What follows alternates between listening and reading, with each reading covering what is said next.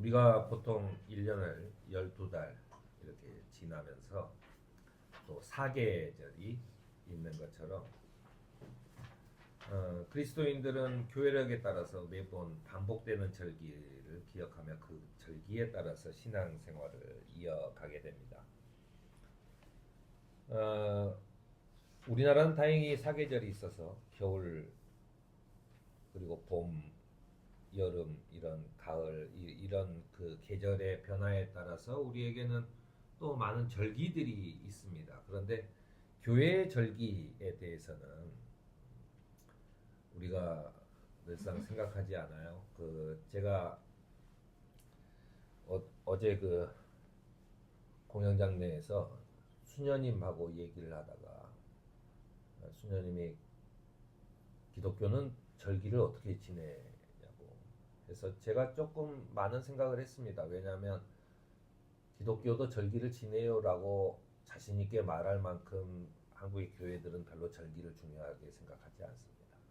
그런데 사실은 우리가 평생을 신앙생활을 한다고 했을 때는 그 절기에 따라서 가야 돼요. 그렇지 않고 내가 그냥 막 예수님이 좋았다가 그 다음에 어느 보니까 별거 아니네 뭐 했다가 이렇게 이런 식의 자기의 감정에 따라 절기를 지키면서 살아가면 결국은 그 신앙을 오래 지속할 수가 없는 거죠. 그래서 저는 이제 그리스도 그 교회 절기, 특히나 이제 장로교회 절기에 대해서 제가 설명을 좀 드렸더니 천주교하고는 좀 많이 다른 측면도 있고 표현도 좀 다르고 하는 것들에 대해서 이야기를 좀 했습니다. 그리스도교의 교회력은 이제 절기는 이제 뭐 교파마다 조금씩 표현이 다르기도 하고 그리고 또 그 특별히 우리 장로교 같은 경우는 여러분도 알다시피 창조절이라고 하는 절기를 따로 또 지내요. 그래서 이 절기의 의미들이 뭔지에 대한 이야기를 좀 드리고 싶습니다. 원래 이 교회력이라고 하는 것은 예수 그리스도의 복음의 주제들과 그의 삶의 어떤 여정을 1년 내내 따라가 보는, 그래서 하느님이 우리에게 어떻게 하셨는가를 1년 주기로 계속 따라가 보는 것이 절기입니다. 그러니까 우리가 지금 이번 주는 대림절이죠. 그래서 대림절이라고 하는 건 뭐냐라고 하는 것에 대해서 생각을 좀 하면서 지내는 것이 좋겠다. 이런 거죠. 우리가 이제 뭐 사순절이나 뭐 이런 부활절이나 이런 거, 성령 강림절이나 이런 것은 뭐 많이 알고 있지만 다른 절기에 대해서는 별로 생각을 안 하는 것 같아요. 처음에 교회력이 시작되는 절기는 대림절입니다. 그러니까는 이 음력 새해가 있고 양력 새해가 있죠. 그런데 그리스도교의 새해는 대림절입니다. 11월 말이나 12월 초쯤 시작이 돼요. 대림절은 그러니까 성탄절의 네 주 전부터 시작하기 때문에 그 4주 동안의 대림절입니다. 그 대림절은 우리가 어떤 마음으로 해야 되냐면 우리가 구약을 지내오면서 그 하나님께 계속 뭔가를 바라고 했는데도 전쟁에 승리하기도 하고 포로로 잡혀가기도 하고 이런 과정 속에서 하느님이 이제는 직접 우리에게 오신다 라고 하는 것을 기다리는 겁니다. 그러니까 하느님이 먼 위에서 우리를 이렇게 조종하던 세상에서 하느님이 직접 우리에게 오신다라고 하는 거예요. 이 소식이 들려오기 시작합니다. 이사야나 예레미야나 이런 선지자들이 계속해서 그런 힌트를 우리에게 줘요. 그래서 하느님이 직접 우리에게 오시는구나. 그러면 이제 게임 끝났지 라고 하는 희망을 안고 기다리는 것이 대림절입니다. 그래서 우리가 계속해서 그 신앙 속에서 살면서도 세상에서 어려움을 겪는 것들이 이제는 해결될 것이다 라고 하는 희망을 갖고 사는 것이 이 대림절입니다. 그리고 이제 그 다음 대림절이 지나면 성탄절이 성탄절기에 들어가는데 이 성탄절기는 우리가 다 알다시피 예수님이 직접 나신, 그래서 아기 예수로 오신, 사람의 몸을 입고 오신, 그러니까 신이었던 분이 이 세상에 없는 어떤 물질로 존재하시던 분이 인간의 몸을 입고, 인간의 몸이라는 것은 작게만 긁혀도 상처나고 몸에 병이 생기고 조금 많이 어떻게 움직이면 피곤하고 이런 한계를 가진 인간의 몸을 입고 오셨다라고 하는 것을 그래서 하느님께서 아기 예수로 오셨다. 이제는 정말로 우리에게 희망이 생겼구나라고 하는 것을 기념하는 그런 절기입니다.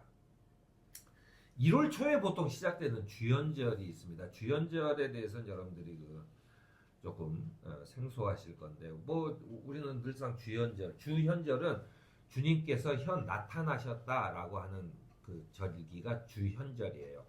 근데 이제 이거는 아기 예수를 보러 찾아온 동방박사를 기념하는 그 주간입니다. 그러니까 왜 동방박사냐면은 동방박사가 와서 아기 예수가 나셨다는 것을 세계 만방에 알려요. 왜냐면 왜 동방박사냐면 그들에게는 학문과 그 과학, 문학 또는 철학적 지식이 아주 많은 사회에 그 영향력을 줄 수 있는 동방박사 세 사람이 아기 예수가 진짜 나타나셨다라고 하는 것을 세상에 알리게 됩니다. 그래서 이 동방박사들이 이 세상에 하느님이 인간의 몸을 입고 오셨다라고 하는 것을 이 전 세계의 만방에 펼친 날을 기념하는 그런 그 사건을 기념하는 것이 주연절인데, 우리가 이제 조금 오해하시는 게 성탄절 그림들을 보면 이 마구간에 아기 예수가 있고 그 동방박사 셋이 이렇게 오는 광경이 그림으로 그려져 있어요. 근데 이제 그건 그림이죠. 실제로는 그 아마 아기 예수가 낳고 그러니까 동방박사가 아기 예수를 보러 왔을 때는 그 번듯한 집안에 있었지 그때까지 그 마구간에 있진 않았죠. 왜냐하면은 최소한 몇 달이 걸렸을 거 아니에요. 그러니까 별을 보고 동방에서 그때 동방은 어디쯤 될까요? 시리아나 인도쯤 됐겠죠. 거기에서 걸어서 예루살렘까지 온다 그러면 이렇게 뭐 비행기를 타고 올 수 없는 거니까 보통 한 1년 뭐 짧게는 하여튼 몇 달 또는 1, 2년 뭐 이렇게 걸렸을 수 있습니다. 그래서 이제 그 마국간의 옆에 갑자기 동방박사가 나타나는 것은 그냥 우리가 보는 상징으로서의 어떤 그림이고, 사실은 그 아기 예수가 살던 집으로 찾아온 것이다라고 하는 거죠. 아무튼 주연절기는 그래서 예수님이 나타나심을 표현하는, 세상에 알리는, 그래서 주연절기가 되면 우리는 어떤 생각을 가져야 되냐면 내가 이제 해방받은 백성으로서 어떻게 살아야 하는지, 남에게 나타나는 내 삶은 어떻게 다른지를 고민해야 하는 시기입니다. 나는 지금까지 그냥 맘대로 살았어. 그런데 내가 예수 그리스도를 믿고 나서는 내가 예수 믿으세요 막 서울역이나 전철에서 마이크 들고 떠드는 게 아니라 내 삶 자체가 저 사람이 달라졌는데 라고 하는 그런 말을 들을 정도로 달라져야 한다는 것입니다. 사순절기는 예수 그리스도의 고난을 기억하는 절기입니다. 우리가 늘상 카니발, 유럽에 카니발이 있습니다. 카니발은 사순절 바로 앞에 있어요. 왜 카니발이 바로 앞에 있냐면 이제 사순절기에는 슬퍼하고 애도하고 이런 식을 해야 되기 때문에 그 전날 축제를 하는 겁니다. 마지막 즐겁게 놀자. 그래서 카니발이 있는 거죠. 근데 이제 사순절은 그렇게 하면서 우리의 신앙 속에서는 내가 이렇게 믿음을 가져도 내가 아직 육신을 입고 있기 때문에, 내가 이 현실 속에서 살고 있기 때문에 내가 아직까지는 어려움을 겪고 있구나라고 하는 것을 깨닫는 거예요. 그리고 그것을 이겨낼 방법을 하는 거죠. 우리가 요즘엔 나라의 국가적으로도 또 세계적으로도 굉장히 어려운 일이 많아요. 이거 내가 할 수 있는 일이 아니에요. 어? 갑자기 그냥 밤중에 뉴스가 터지고 뭐 이러는데 내가 할 수 있는 게 아니잖아요. 그것을 모진 채찍을 맞아가면서 그 견디신 하느님, 예수 그리스도의 그 모습을 보면서 나도 이것을 견디어낼 수 있는 어떤 신앙의 힘을 기르는 것이 사순절이라면, 그 다음에는 이제 부활절이 돼서 결국 그리스도께서는 사람의 몸으로 있고 우리에게 희망을 주시기 위해서 오신 것뿐만 아니라 결국은 죽음을 이기고 다시 사셨다라고 하는 겁니다. 이게 왜 중요하냐면 부활절기는 우리가 죽음을 이기고 다시 사셨다라고 하는 것은 죽음이라는 것이 사람에게는 한계예요. 그걸로 끝이야. 내가 오늘 뭐 무슨 계획을 있건, 내가 얼마나 많은 재산이 있건, 내가 얼마나 훌륭한 사람이든 아무런 관계없이 죽음은 그걸로 딱 끝나는 거예요. 그런데 그 죽음을 예수께서 이기고 우리에게 새 생명을 주셨다라고 하는 그래서 그 부활을 기념하는 것입니다. 성령 강림절은 이제 예수께서 승천하시고 나서 우리가 이제 예수와 함께 그 살다가 예수님이 이제 다시 하늘로 올라가 버렸어. 그럼 우리는 다시 구약 시대로 돌아가서 이제 하나님이 내려다보면서 뭐 이렇게 떡이라도 하나 주길 바라야 되는가? 그것이 아니라 예수님께서는 우리에게 성령을 내려주셔서 우리와 함께 예수 그리스도의 숨결을 느끼면서 현실 속에서 살도록 하셨다라고 하는 겁니다. 그래서 성령의 열매를 가지고 내가 지금 예수께서 우리에게 주신 성령과 함께 내가 살아간다. 나는 예수님과 함께 있다.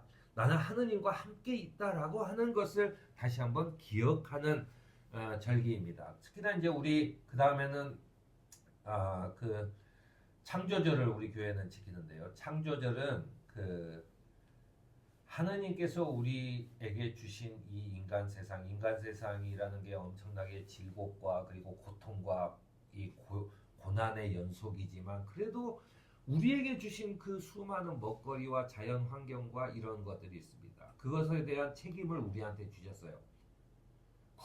그것을 묵상하는 그런 절기가 바로 창조절입니다.